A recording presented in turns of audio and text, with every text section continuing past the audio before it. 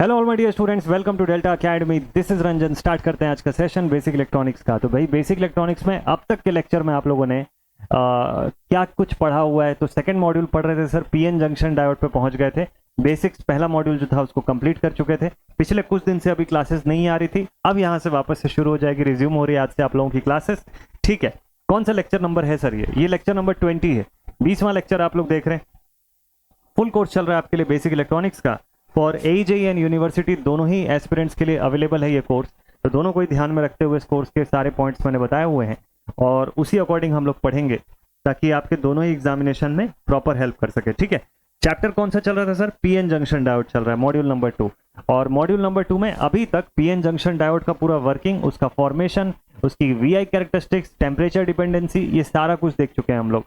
अब हम दूसरे एस्पेक्ट पे पहुंच गए, that is the application of PN junction diode. Application के अंदर भी मैंने आपको रेक्टिफायर का पोर्शन पूरा करा दिया है, मतलब कि half wave, full wave, centre tapped and bridge, ये पूरा हम लोग कंप्लीट कर चुके हैं with each and every expression जो वहां पर रिक्वायर्ड होगा एग्जाम के पॉइंट ऑफ व्यू से।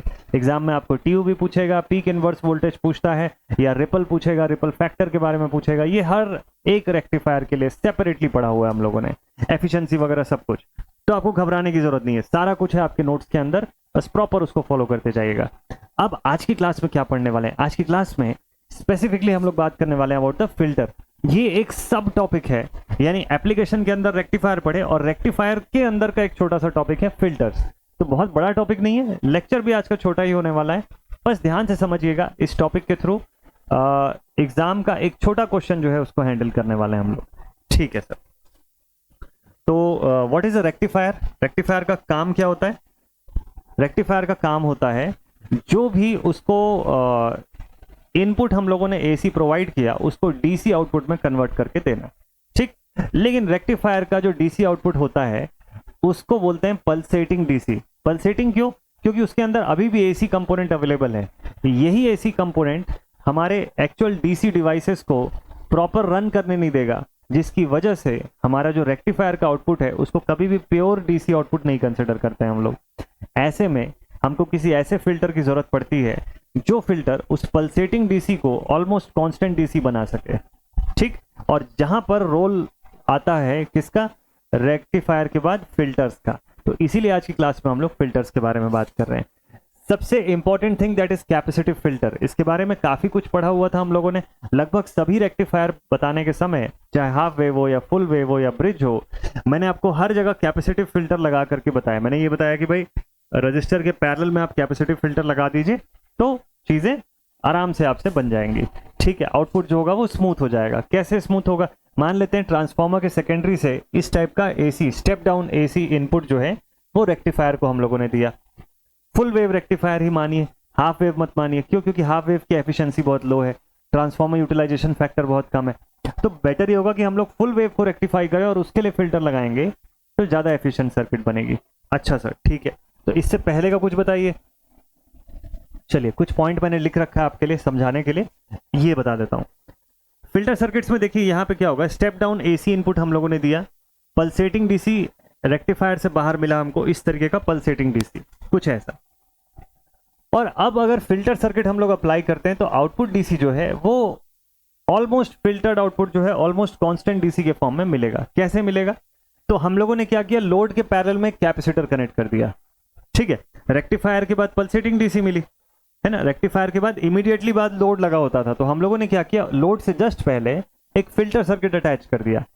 ये फिल्टर सर्किट में कैपेसिटर लगाया, सिंगल कैपेसिटर पैरेलल में लगाया रजिस्टर के।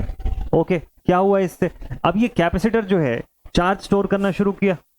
ठीक, चार्ज जब ये चार्ज होना शुरू हो गया तो जैसे ही हमारा रेक्टिफायर से आउटपुट आना शुरू हुआ, अप टू इट्स पीक ये कैपेसिटर चार्ज स्टोर करेगा। अब जैसे ही कैपेसिटर के अक्रॉस की वोल्टेज, मतलब यानी इनपुट सप्लाई वोल्टेज जो है वो कैपेसिटर की अपनी चार्ज वोल्टेज यानी वीएम से कम होगी, तो अब फ्लो जो है वो उल्टा हो जाएगा, रिवर्स हो जाएगा। तो अब तक सोर्स से कैपेसिटर में फ्लो जा रहा था, अब जस्ट रिवर्स हो जाएगा। अब कैपेसिटर सोर्स की तरफ फ्लो कराएगा। अब दो चीज हो सकती है यहां से, कि कैपेसिटर से वापस सोर्स की तरफ चला जाए पूरा का पूरा सप्लाई और लोड को अभी भी कुछ ना मिले, लेकिन ऐसा नहीं होगा क्योंकि बीच में लगा हुआ है डायोड, और डायोड कैपेसिटर से आने वाली सप्लाई को वापस सोर्स की तरफ नहीं जाने देगा, वो रिवर्स बायस हो जाएगा। ऐसे में एक ही रास्ता बचता है कि कैपेसिटर जो भी डिस्चार्ज देगा वो पूरा का पूरा किसको मिलेगा, रजिस्टर को मिलेगा। हाँ जी, और रजिस्टर को जब वो डिस्चार्ज करंट मिलेगी तो दैट मीन्स उसके अक्रॉस का पोटेंशियल जो होगा वो मेंटेन हो जाएगा। जितना सप्लाई से आ रहा था अब वो कैपेसिटर उसकी भरपाई कर रहा है, तो रजिस्टर को कोई ज्यादा डिप देखने को नहीं मिलेगा। रजिस्टर क्या है, हमारा आउटपुट है, हमारा लोड है, ठीक है। तो यही हम लोग चाहते भी हैं कि एक कांस्टेंट डीसी उसको मिले। तो इस पोर्शन तक कैपेसिटर चार्ज हुआ। अब जब सप्लाई रिड्यूस होनी शुरू हो गई यहां से, तो in that case capacitor discharge होता रहेगा और डिस्चार्ज होके लोड के अक्रॉस वोल्टेज को मेंटेन रखेगा। आफ्टर अ सर्टेन ड्यूरेशन फिर से अगली साइकिल शुरू हो जाएगी और यहां से कैपेसिटर दोबारा चार्ज होगा अप टू Vm, और उसके बाद फिर नेक्स्ट साइकिल जैसी नीचे जानी शुरू होगी उसके बाद फिर ये डिस्चार्ज होगा। बट ये डिस्चार्ज जो होगा ना बहुत कम होगा, ऑलमोस्ट लीनियर जैसा दिखाई देगा हमको, बहुत नेग्लिजिबल डिस्चार्ज होगा ये। तो नेग्लिजिबल डिस्चार्ज होने की वजह से जो फाइनल आउटपुट निकल के आता है वो कुछ ऐसा दिखाई देता है, ठीक है। ये जो आउटपुट है it is far better than this pulsating DC output, इससे तो अच्छा है, ऑलमोस्ट कांस्टेंट है, पूरा कांस्टेंट तो नहीं बोलेंगे लेकिन ऑलमोस्ट कांस्टेंट डीसी आउटपुट हमको मिलता है, ठीक है। कितने टाइप के कैपेसिटर कितने टाइप के फिल्टर्स हो सकते हैं सर, क्या सिर्फ एक कैपेसिटर फिल्टर ही होता है क्या? तो आंसर ये है कि भाई तीन टाइप के फिल्टर्स नॉर्मली हम लोग इस्तेमाल करते हैं। पीएन जंक्शन डायोड के अंदर जो रेक्टिफायर हम लोग बनाते हैं उसका यूज करके उसमें फिल्टर्स जो हम लोग लगाते हैं वो तीन प्रकार के हो सकते हैं। फिल्टर का काम होता है स्मूथनिंग करना, जो भी आपके रेक्टिफायर की आउटपुट है उसको और स्मूथ बना के बाहर भेजना। ये करने के तीन तरीके हैं, कैपेसिटर फिल्टर लगा के, इंडक्टिव फिल्टर लगा के, और या फिर पाई फिल्टर जिसको कि सीएलसी फिल्टर भी हम लोग बोलते हैं, यानी एक कैपेसिटर, एक इंडक्टर, एक फिर से एक कैपेसिटर इन पैरेलल, ठीक है। ये तीन मेथड है। एक्चुअल में देखा जाए तो कैपेसिटिव एंड इंडक्टिव ही होते हैं। इंडक्टिव के अंदर तीन चार वैरायटी होती है, चार वैरायटी होती है एक्चुअल में, उसी में से एक है सीएलसी या पाई फिल्टर, ठीक है। समझेंगे इसको आगे चल के। तो सबसे पहले बात कर रहे हैं हम लोग अबाउट कैपेसिटिव फिल्टर, और आज की क्लास का प्राइम टॉपिक भी यही है, आज इसी के बारे में पढ़ना है हमको, कैपेसिटिव फिल्टर के बारे में, ठीक है। तो कैपेसिटर फिल्टर जो है ये इस तरीके का लगा होता है, यहाँ कैपेसिटर हम लोगों ने कनेक्ट कर दिया। तो जैसे मैंने आपको बताया इनिशियली चार्ज होता चला जाएगा capacitor up to peak value, और फिर जब सप्लाई की पोटेंशियल कैपेसिटर के वोल्टेज से छोटी हो जाएगी तब कैपेसिटर उल्टा सप्लाई देने लग जाएगा, लेकिन उसकी आउटपुट सप्लाई पे नहीं जाएगी, उसकी आउटपुट लोड पे जाएगी। तो मतलब लोड के अक्रॉस का पोटेंशियल अब कैपेसिटर मेंटेन करेगा, ठीक है, और उस हिसाब से हमको कांस्टेंट डीसी आउटपुट मिलती है। तो कैपेसिटर डिस्चार्ज होगा बिटवीन द पीक्स, ये एक पीक से दूसरे पीक के बीच में डिस्चार्ज हो रहा है, ये देखिए यहाँ पर, इसलिए हम लोग बोलते हैं capacitor is discharging between the peaks, ये दो पीक के बीच में। अच्छा सर, ठीक है। तो डीसी आउटपुट करंट जो होगी वो कितनी होगी बताइए। So therefore I can say I D C is equal to, I D C या आई आर एल कुछ भी आप बोल सकते हो, I D C is equal to V D C upon R L, ये लिख सकता हूं मैं, जो डीसी वोल्टेज आउटपुट इससे मिल रहा होगा डिवाइडेड बाय जितने भी ओम्स का मैं लोड रजिस्टर लगा के रखा हूंगा वो, ठीक। तो ये वैल्यू क्लियर है आप सभी को? अच्छा, ठीक है। जब रिपल स्मॉल होगा, अगर सपोज कर लीजिए रिपल बहुत कम है या स्मॉल रिपल है और वेव्स के बनने की फ्रीक्वेंसी हाई है, कुछ ऐसे, तो क्या होगा? इस केस में क्या होगा? रिपल स्मॉल है और वेव के बनने की फ्रीक्वेंसी हाई है, अब क्या होगा? अब देखिए डिस्चार्जिंग टाइम रिड्यूस हो गया ना, यहां तक चार्ज हुआ, ये पीक पे पहुंचा, और डिस्चार्ज कितना हुआ? बहुत छोटा, ऑलमोस्ट आपको चीजें कांस्टेंट दिखाई देने लग जाएंगी वहां से, ठीक है। इसी की मैं बात कर रहा हूं। अब जब रिपल छोटा है और चार्जिंग पल्सेस जो हैं वो ब्रीफ हैं, उस केस में चार्ज लॉस अगर कोई मुझको फाइंड करने बोले कितने में, इन टी टाइम, तो मैं लिखूंगा charge loss in time T is given as, ये क्यों मैं फाइंड कर रहा हूं? इसलिए क्योंकि ना मुझको कैपेसिटर साइजिंग जो है उसको आइडेंटिफाई करना है, ठीक है। तो कैपेसिटर साइजिंग आइडेंटिफाई करने के लिए हम लोग क्या करते हैं, हम लोग ये देखते हैं कि भाई कितनी साइजिंग का कैपेसिटर होना चाहिए, तो उसके लिए क्या पैरामीटर है, और उसी को जानने के लिए हम लोग ये चीज चेक कर रहे हैं, ठीक है। तो मैं बोलूंगा चार्ज लॉस कितना हो रहा है यहाँ पे, del Q is equal to del I into T, del I into T के फॉर्म में एक्सप्रेस करोगे इसको। अच्छा, डेल आई की जगह पे आप इसको आई एल लिख सकते हो क्या? लिख सकते हैं सर, यानी लोड के थ्रू जाने वाली current multiplied with time, Q is equals to IT लिखते हैं, तो चेंज इन Q जो है वो हम लोग देख रहे हैं यहाँ पे। अच्छा, कैपेसिटर के सेंस में बताइए क्या होता है, del Q is equals to C del V, क्योंकि C तो कांस्टेंट है, change in voltage across the capacitor, हाँ ऐसा लिख सकते हैं इसको। तो फिर डेल V क्या हो जाएगा सर, डेल V हो जाएगा change in Q with respect to the capacitance. इसको याद रखेंगे, आगे चल के इसकी जरूरत पड़ेगी हम। Del V is equal to del Q upon C, ठीक है। डेल Q की वैल्यू कितनी, IL into t, so therefore we can say कि del V is equal to, यही पुट कर देते हैं, IL into t divided by C, capacitance की वैल्यू, ठीक है। ये क्या निकल के आया, चेंज इन पोटेंशियल। अच्छा ठीक है भाई, चेंज इन पोटेंशियल की वैल्यू निकल के आ गई। तो IL into T upon C के फॉर्म में हमको लिखना है। IL क्या होता है,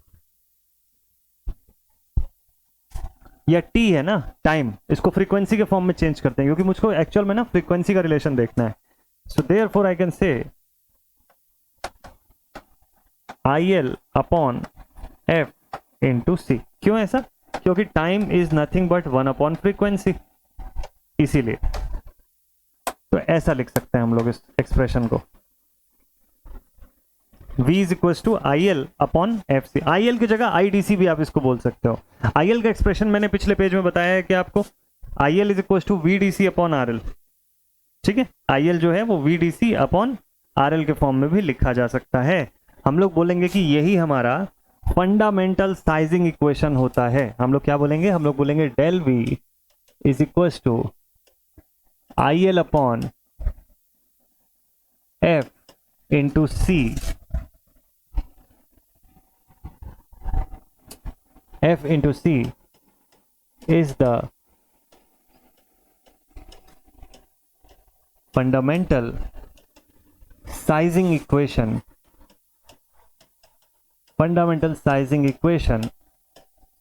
for capacitive filter।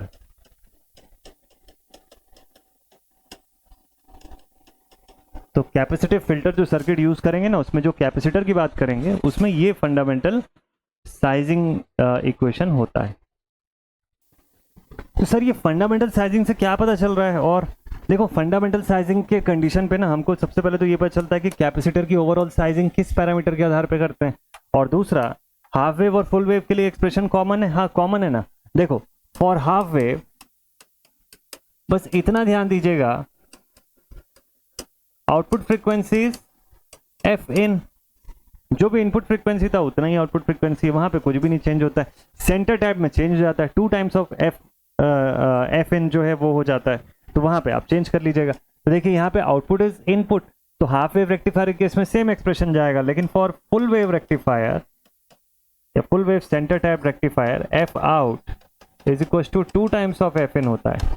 तो वैसे केस में आप 2 पुट कर दीजिएगा, तो वहां पर फुल वेव रेक्टिफायर के केस में ये हो जाएगा IL divided by 2 times of FR के फॉर्म में एक्सप्रेस कर सकते हो इनटू C, ठीक है। ये एक्सप्रेशन वहां पे बन जाएगा, तो इस फॉर्म में आप लिख लीजिएगा, ठीक है। तो एवरेज DC आउटपुट जो है वो कैसे बताएंगे हम लोग, नेक्स्ट पॉइंट, अगला पॉइंट ये है एवरेज DC आउटपुट कैसे बताएं, एवरेज या DC स्टेडी जो आउटपुट हम लोग निकालते हैं वो कैसे बताएं। एक एक करके एक्सप्रेशन ही है, बस इसको देखते जाएगा।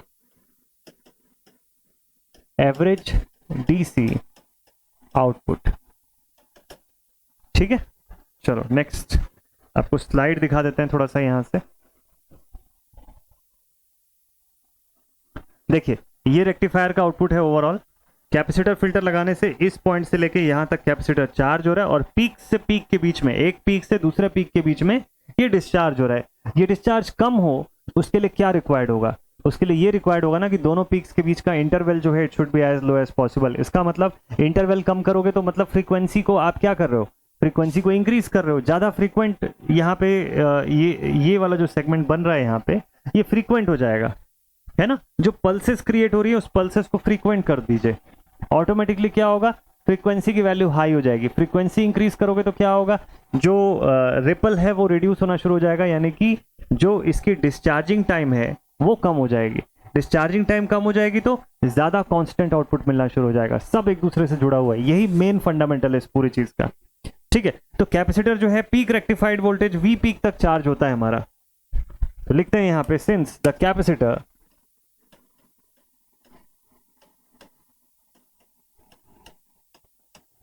Capacitor is charging up to V peak, V peak जिसको कि हम लोग Vm के फॉर्म में एक्सप्रेस कर रहे हैं। तो कैपेसिटर कितनी दूर तक चार्ज हो रहा है? V peak तक चार्ज हो रहा है। अच्छा, आफ्टर डायोड ड्रॉप, डायोड का अपना ड्रॉप Vd, ठीक है, और हम लोग किसकी बात कर रहे हैं? हम लोग तो फुल वेव रेक्टिफायर की बात कर रहे हैं। अच्छा ठीक है, तो Vd का एक्सप्रेशन है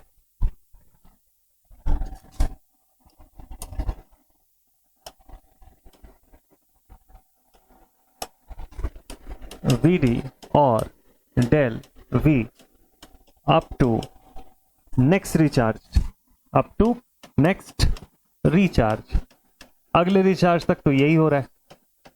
ठीक है, तो हम लोग जो इसका एवरेज डीसी आउटपुट बताते हैं वो कैसे बताएंगे? तो average DC output will be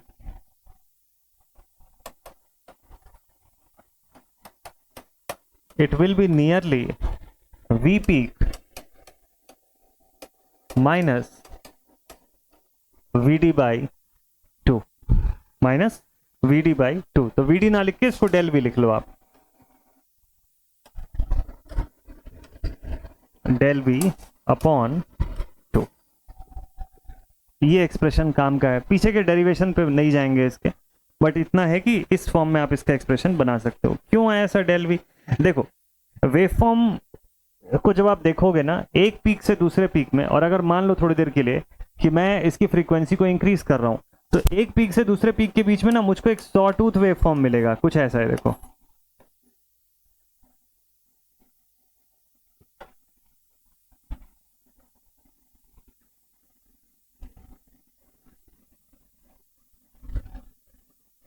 इस तरीके का वेवफॉर्म मिलेगा। That waveform will be what? It will be a saw tooth waveform. तो सॉ टूथ वेवफॉर्म का मीन एवरेज अगर मैं निकालता हूं, सॉ टूथ वेवफॉर्म का, फिर से सुनिएगा ध्यान से, इस सॉ टूथ वेवफॉर्म का अगर मैं मीन या एवरेज वैल्यू फाइंड करता हूं तो मुझे यही एक्सप्रेशन मिलेगा। इसीलिए मैंने directly V peak minus del V by 2 करके इसके आधार पे लिखा हुआ है। ठीक है, तो इसमें कंफ्यूज मत होगा कि एक्सप्रेशन डायरेक्टली सर कैसे बना दिए। ठीक है, तो डेल वी का एक्सप्रेशन है क्या हमारे पास? आईडीसी है ना, आईडीसी अपॉन आरएल के फॉर्म में भी लिख सकते हो। ये देखो, del V is equal to del Q by C. तो हमको चार्ज वाले एस्पेक्ट पर तो दिखाना नहीं है, तो हम लोग ऐसा लिख सकते हैं ना कि I L into C T upon C, या I L upon F C भी लिख सकते हैं हम लोग इसको। ठीक है, लिख सकते हो ऐसा।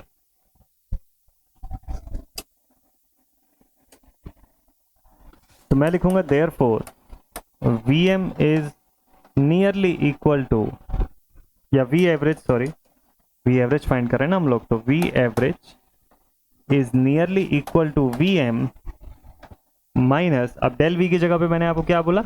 आप IDC डिवाइडेड बाई FC भी लिख सकते हो यहाँ पर, IDC अपॉन FC। ये भी एक्सप्रेशन बनता है, इस फॉर्म में भी इसको लिखा जा सकता है। ठीक है, अगर हम लोग ट्रांसफॉर्मर के सेकेंडरी के पीक की बात कर रहे हैं, ध्यान रखिएगा यहाँ पे कंफ्यूज मत होइएगा। अगर हम लोग यहाँ पर Vm मतलब हम लोग ट्रांसफॉर्मर, Vm की जगह पे ट्रांसफॉर्मर की सेकेंडरी का पीक अगर देख रहे हैं ना, उसके हिसाब से क्या लिख सकते हैं हम लोग? तो लिख देता हूं पहले कि इफ वी आर शोइंग, कभी कभी कुछ बुक्स में ट्रांसफॉर्मर सेकेंडरी के हिसाब से बनाता है expression. If we are considering the transformer secondary, उसके पीक की बात कर रहे हैं, ट्रांसफॉर्मर के सेकेंडरी की पीक की बात कर रहे हैं ना, तो फिर क्या एक्सप्रेशन बन जाएगा? देन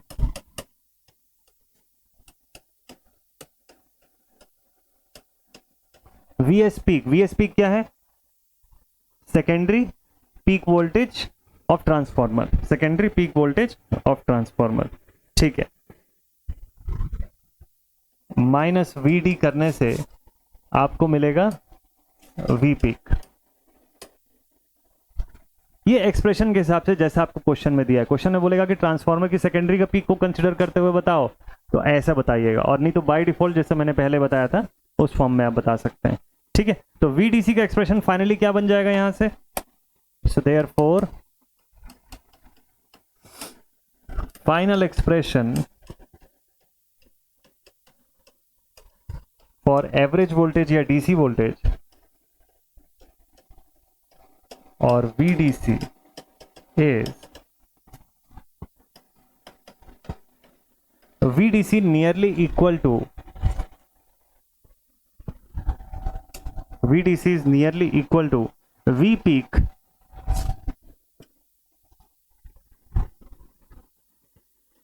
या VS peak minus VD VS peak minus VD, ठीक है, माइनस IL अपॉन और किसकी बात कर रहे हैं, फुल वेव रेक्टिफायर की बात कर रहे हैं, तो 2 टाइम्स ऑफ FC। ये पूरा कंप्लीट एक्सप्रेशन इससे निकल के आता है। ध्यान रखिएगा हाफ वेव रेक्टिफायर होगा तो 2F नहीं होगा, वहां पे फिर सिर्फ F के फॉर्म में आप शो करेंगे। ठीक है, तो VDC का एक्सप्रेशन कुछ ऐसा निकल के आएगा। ठीक है सर, डन। अब बात करते हैं अबाउट द रिपल। ये सब ना जनरलाइज्ड एक्सप्रेशन है, ये बहुत रेयरली आपको हर किताब में मिलेगी, बहुत कम बुक्स में ही आपको ऐसा मिलेगा ये। Next is ripple.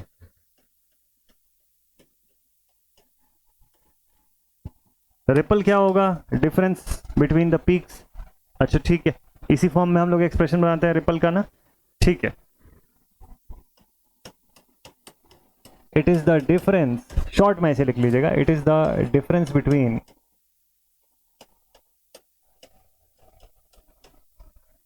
maximum and minimum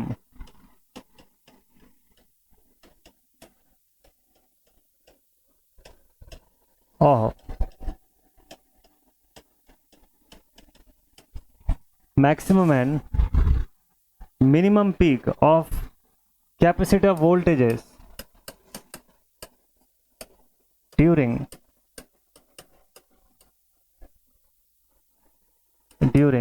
one cycle।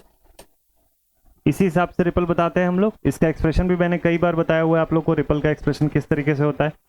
तो जब रिपल स्मॉल है और डिस्टेंस बिटवीन द पल्सेस अगर कम है तो उस कंडीशन पर क्या होगा, फिर से सुनिएगा, रिपल स्मॉल है और डिस्टेंस बिटवीन या गैप बिटवीन द पल्सेस अगर कम है, ठीक है, लगभग लीनियर है, तो रिपल कैसा दिखाई देगा उस कंडीशन पर, ट्रायंगुलर दिखाई देगा। फिर से लिख लेते हैं इसको, इफ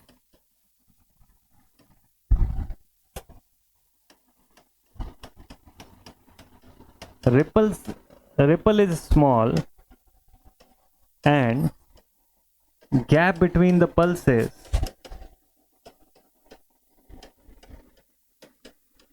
is less, मतलब सिंपल सी बात है ना कि फ्रीक्वेंसी हाई होगी तभी तो ऐसा होगा, गैप बिटवीन द पल्सेस तभी लेस हो जाएगा। ठीक है, तो फिर then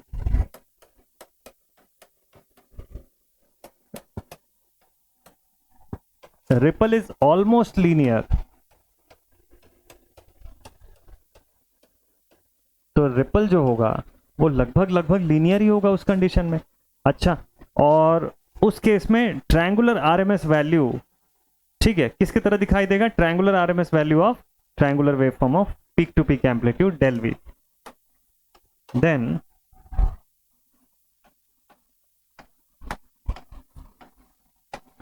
triangular RMS value of triangular waveform of del V is given as,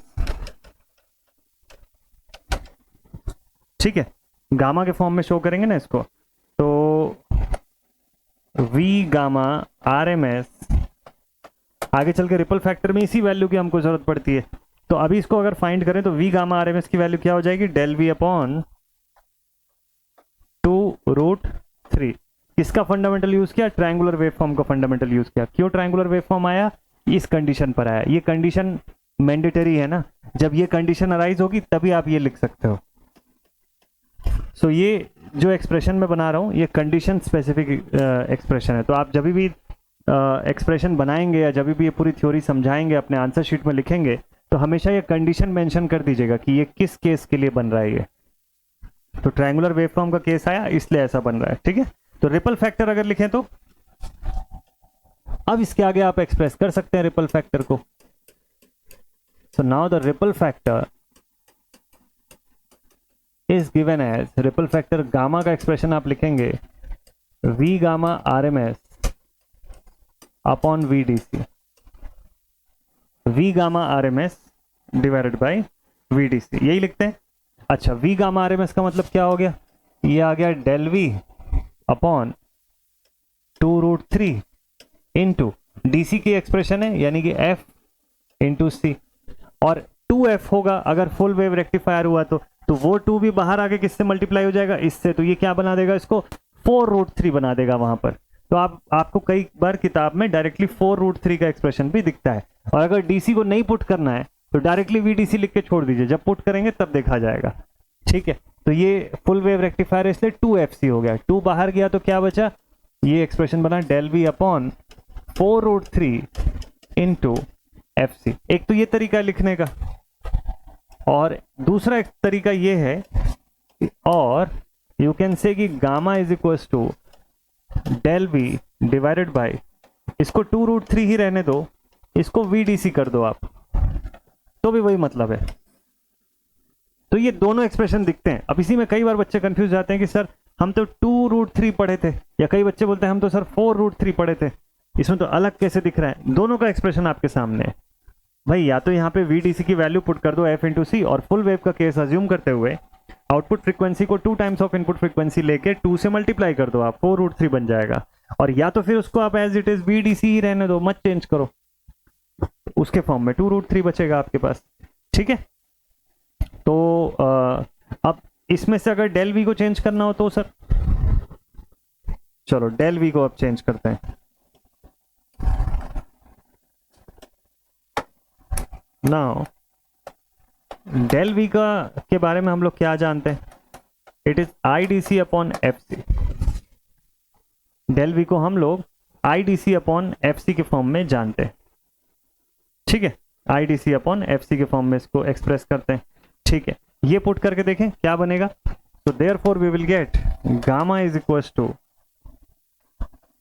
IDC upon 2√3 into F into C, वही सेम एक्सप्रेशन जैसे मैंने आपको चेंज करने बोला था, इंटू VDC।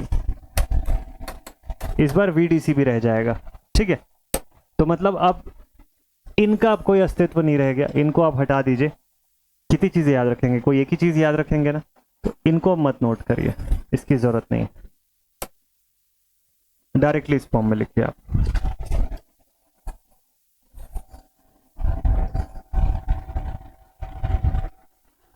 ठीक है, हाँ अभी ठीक है, अभी ये एक्सप्रेशन ठीक है, VDC।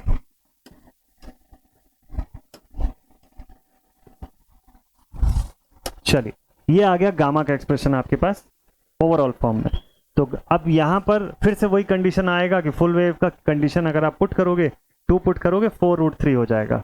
ये देखो ऐसा लिख देता हूं, for full wave rectifier we will get gamma is equal to, क्योंकि ना क्वेश्चन में हमको ज्यादातर करंट के फॉर्म में गिवन रहेगा, IDC के फॉर्म में, तो इसीलिए ये एक्सप्रेशन ज्यादा काम का आपके लिए। ये बन जाएगा 4√3 इंटू FC इंटू VDC। अच्छा, ये पूरा एक्सप्रेशन मैंने क्यों कराया आपको, इसके पीछे एक रीजन है। क्या रीजन है, एक कंक्लूजन दिखाना था मुझे आप लोग को। कंक्लूजन ये था कि रिपल फैक्टर जो है फ्रीक्वेंसी के बढ़ने से कम हो रहा है और कैपेसिटेंस के बढ़ने से भी कम हो रहा है। In both the cases ripple factor की वैल्यू रिड्यूस हो रही है, बस यही जानना था हमको। This shows that with increase in frequency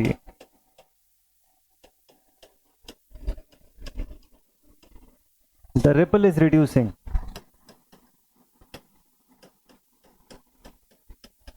the ripple factor is decreasing। अच्छा, आप देखिए थ्योरेटिकली एक्सप्रेशन था, मैथमेटिकली भी एक्सप्रेशन आ गया इसके लिए। थ्योरेटिकली तो जानते ही थे हम लोग इस चीज को, दूसरा भी लिखते हैं फिर समझाता हूं ये चीज को। Also with increase in capacitance the gamma reduces. तो मतलब समझ रहे हैं कितना सिंपल है सारा कुछ, मतलब कैसे कनेक्टेड है ये सब कुछ एक दूसरे से। ये बोलता है कि भाई अगर ना इनिशियली आपके वेव की फ्रीक्वेंसी कुछ ऐसी थी, एफ फ्रीक्वेंसी थी, ठीक है, और आप इसको कन्वर्ट करके आउटपुट को चेंज कर लीजिए, कुछ ऐसे चेंज कर लीजिए आप, ऐसे रफली बना रहा हूं, देखिए इस तरीके से। इसमें क्या फायदा होगा? इसमें फायदा ये होगा कि अब जब आपका कैपेसिटर चार्ज होगा up to this peak, VM यहां तक चार्ज होगा, इसके बाद जब डिस्चार्ज होगा तो वो डिस्चार्ज बहुत थोड़ी देर के लिए होगा। अगर बहुत शॉर्ट ड्यूरेशन के लिए डिस्चार्ज हो रहा है क्योंकि फ्रीक्वेंसी आपने इंक्रीज कर दिया, 2 टाइम्स ऑफ एफ हो गया, तो अगर ये बहुत थोड़ी देर के लिए डिस्चार्ज होगा, एक्चुअल में इतने ड्यूरेशन के अंदर ना 2 वेव बन जानी चाहिए। ऐसे बनाइएगा, ठीक है। मैं बना देता हूँ, रुकिए फिर से, आपको कंफ्यूजन नहीं होना चाहिए। ये सब चीजें ना बहुत अच्छे से समझने वाली हैं, सिर्फ याद करके नहीं जाना एग्जामिनेशन में। देखिए ये हमारे फुल वेव रेक्टिफायर का आउटपुट है, ठीक है। और जब हम बोलते हैं कि आउटपुट जो है 2 टाइम्स ऑफ एफ हो गया आफ्टर फिल्ट्रेशन, तो वो कुछ ऐसा दिखेगा आपको,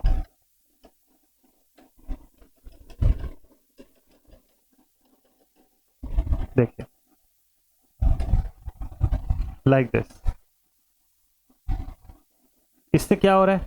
इससे ये हो गया कि सर फ्रीक्वेंसी बढ़ गई है, और फ्रीक्वेंसी के बढ़ने से मेरे नंबर ऑफ पल्सेस जो है वो इंक्रीज हो गए। उससे क्या होगा सर? उससे ये होगा कि जब कैपेसिटर को आप चार्ज होने दोगे अप टू पीक, उसके बाद इसका डिस्चार्ज बहुत थोड़े देर के लिए हो रहा है, बहुत दोबारा है, मतलब जहां पहले जितने ज़्यादा देर के बाद चार्जिंग साइकिल फिर से शुरू हो रही थी, वो अब उसके हाफ टाइम में ही शुरू हो जाएगी। तो ओवरऑल अगर देखा जाए ना, तो डिस्चार्जिंग बहुत नेग्लिजिबल हो रहा है यहाँ पे, और उस कंडीशन में लगभग कांस्टेंट या स्मूथेड डीसी आउटपुट का मिलना यहाँ पे इंक्रीज हो गया। तो higher the frequency lower will be the ripple, AC factor जो है या एसी कंपोनेंट जो है वो कम हो गया। अब यहाँ पे एक्सप्रेशन तो हमको दिखा ही रहा था, हम लोग थ्योरी पढ़े हुए थे ऑलरेडी इस बारे में कि ये चीज होगा। अब आपको ये चीज एक्सप्रेशन के साथ प्रूव हो गया है यहाँ पे। This expression is very much important, या दिस एक्सप्रेशन इज इंपॉर्टेंट, इसको ज्यादा इंपॉर्टेंट मार्क कर लो। अब इसमें फिल्टर मतलब रेक्टिफायर कौन सा यूज हो रहा है उसके हिसाब से एफ की वैल्यू आप चेंज कर देना। तो ये ज्यादा इंपॉर्टेंट है, ये वाला एक्सप्रेशन, ये बहुत काम का है, ठीक है। एग्जाम के पॉइंट ऑफ व्यू से इसको लिख सकते हो। परसेंटेज रिपल कैसे बताओगे आप यहीं पे परसेंटेज रिपल भी बता दो, इंटू 100 ही तो करना है ना, ठीक है ना। तो del V upon V D C into 100, ये हो जाएगा del V upon V D C into 100, लिख सकते हो आप ऐसा परसेंटेज रिपल के फॉर्म में। बट ये सब कैलकुलेशन किए हुए हैं ना हम लोग इंडिविजुअल रेक्टिफायर के लिए, तो ये सब अलग से दिखाने की जरूरत नहीं है आपको। ये एक्सप्रेशन मेन था कि ओवरऑल एक्सप्रेशन बनता कैसे है, इसके पीछे का फंडा क्या है, किस तरीके से। तो इससे हमको क्या समझ में आया? अगर सपोज कर लो लोड करंट की वैल्यू बहुत हाई हो गई, लोड बहुत हैवी करंट ड्रॉ करने लग गया, तो रिपल बढ़ेगा कि कम होगा? जल्दी बताइए। लोड करंट की वैल्यू अगर सर हाई हो गई तो रिपल बढ़ जाएगा, है ना। इसका मतलब ये capacitive filter circuit heavy load current वाले सिस्टम के लिए काम नहीं करेगा अच्छे से, ठीक है। यानी कि अगर बड़ी लोड आप कनेक्ट कर देंगे, आरएल की वैल्यू बहुत हाई हो जाएगी, लोड करंट ज्यादा ड्रॉ करने लग जाएगा, उस केस में रिपल की वैल्यू इंक्रीज हो जाएगी, और higher the ripple lower will be the efficiency of capacitor filter. ये एक बड़ी खराब बात है इसके बारे में। चलिए एडवांटेज डिसएडवांटेज में इसको समझते हैं। सबसे पहले बात करते हैं अबाउट एडवांटेजेस। बस इतना ही पॉइंट इसके बारे में अगर आप जान गए ना अच्छे से, तो फिर आप एग्जाम में लिख लेंगे। एडवांटेजेस क्या है भाई? सस्ता है, लेस कॉम्प्लिकेटेड है, cheap and less complicated, cheap and less complicated, ठीक। सस्ता है, कम कॉम्प्लिकेटेड है, इजी है, ठीक है। It provides good smoothing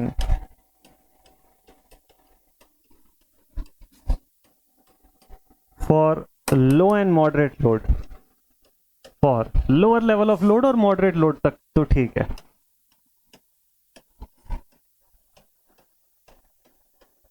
low and moderate load. ठीक है, स्मूथिंग लेवल जो है लो और मॉडरेट लोड तक ठीक है, एफिशिएंटली वर्क करता है जब तक इट वर्क्स एफिशिएंटली until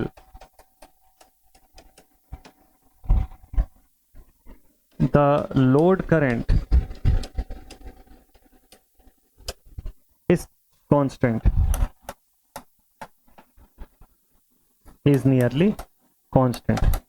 लेकिन अगर लोड करंट बदलती है उस कंडीशन में फिर रिपल आना चालू हो जाएगा, उसको डिसएडवांटेज में लिखेंगे। ठीक है, चलिए डिसएडवांटेज लिखते हैं जरा इसके।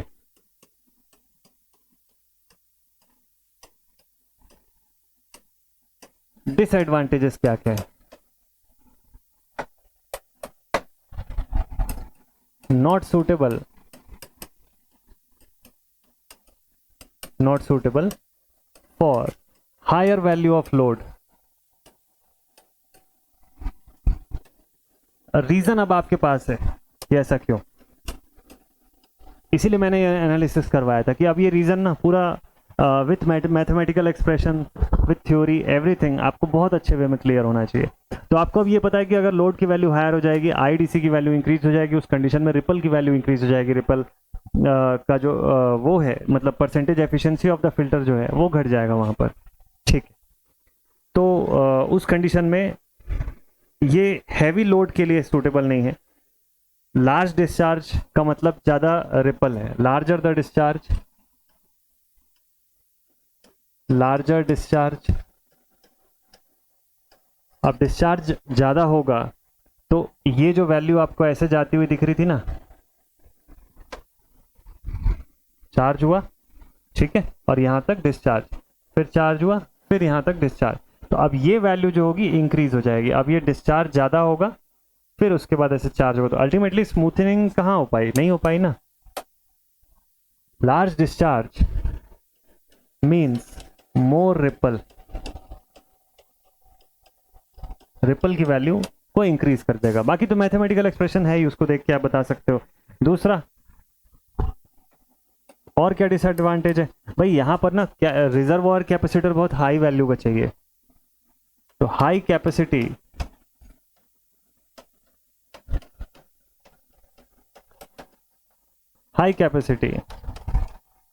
का कैपेसिटर आर रिक्वायर्ड। अगर हाई कैपेसिटी का नहीं हुआ तो क्या होगा पता है? लोड एक बार में ड्रॉ कर लेगा उसकी पूरी एनर्जी को, तो हो सकता है कि अगला चार्जिंग साइकिल शुरू होने से पहले ही आपको कैपेसिटर पूरी तरह से डिस्चार्ज हो जाए, या 50% से भी ज्यादा डिस्चार्ज हो। अगर हो गया तो उस कंडीशन में आपको डिप दिखाई दे जाएगा। यहाँ पे ये देखो, चार्ज हुआ और उसके बाद पता चला यहां तक डिस्चार्ज हो गया, फिर अगली बार चार्ज हुआ, फिर वहां तक डिस्चार्ज हो गया, तो आपको जो वेव मिलेगी लगभग ट्रायंगुलर मिलने लग जाएगी और डिप साफ साफ दिखाई देने लग जाएगा। जबकि रियलिटी क्या है, हमको इस तरीके का वेव चाहिए, ऑलमोस्ट कांस्टेंट, ऑलमोस्ट, और डिफरेंस कुछ ऐसा दिखेगा। तो ये डिप क्यों दिखेगा? क्योंकि लोड एट वंस ड्रॉ कर लेगा पूरी कैपेसिटर के आउटपुट को, तो कैपेसिटर जो थोड़ी देर तक उस लोड को सप्लाई दे सकता था अब वो नहीं दे पाएगा। ठीक है, तो हाई कैपेसिटी की कैपेसिटर इसी वजह से हमको चाहिए होती है गुड फिल्टरिंग के लिए। ठीक है, आउटपुट का वोल्टेज जो है लोड के बढ़ने से ड्रॉप होना शुरू हो जाता है। ठीक है, तो इसका मतलब पुअर वोल्टेज रेगुलेशन है।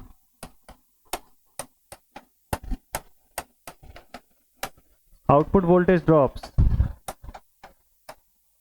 With increase in load which shows poor voltage regulation। तो यार इस तरीके से ना काफी सारी लिमिटेशंस है इसकी, काफी सारी लिमिटेशंस है। ठीक, और इन्हीं लिमिटेशंस की वजह से हमारा जो कैपेसिटर फिल्टर जो होता है उसको उतना सूटेबल नहीं मानते हैं हम लोग रेक्टिफायर के आउटपुट में यूज करने के लिए। हालांकि एग्जांपल्स में, एप्लीकेशंस में बहुत जगह पे हम लोगों ने पढ़ा हुआ है, लेकिन ये बहुत ज़्यादा सूटेबल नहीं है, बहुत ज़्यादा स्मूथेड आउटपुट हमको नहीं शो करेगा। इससे एडवांस दूसरे फिल्टर्स भी होंगे जो कुछ और बेटर आउटपुट हमको प्रोवाइड करेंगे। ठीक है, तो आज की क्लास यहीं पर रखते हैं हम लोग, मतलब इसी पॉइंट तक रखते हैं। कल की क्लास में जब मिलेंगे तो इसके आगे के नेक्स्ट फिल्टर को हम लोग डिस्कस करेंगे, उसके एडवांटेजेस, डिसएडवांटेजेस, उसके रिपल की कंडीशन, क्या उसका खास फीचर होता है, सब चीज़ इंडक्टिव फिल्टर के बारे में हम लोग पढ़ेंगे। ठीक है, तो आई होप ये लेक्चर आपको अच्छा लगा होगा, चीज़ें समझ में आई होंगी, और जब फिल्टर कंप्लीट कर लेंगे तो फिर मैं इकट्ठे आपको उसके ऊपर क्वेश्चन करवाऊंगा। तो सेशन कैसा लगा जल्दी से जरूर से बताइएगा। मिलते हैं आप सभी से नेक्स्ट वीडियो में। इस क्लास की नोट्स आपको इस वीडियो के डिस्क्रिप्शन बॉक्स पर मिल जाएगी, उसको जरूर से डाउनलोड कर लीजिएगा। Take care all my dear students and keep watching this session. Take care, Jai Hind, thank you.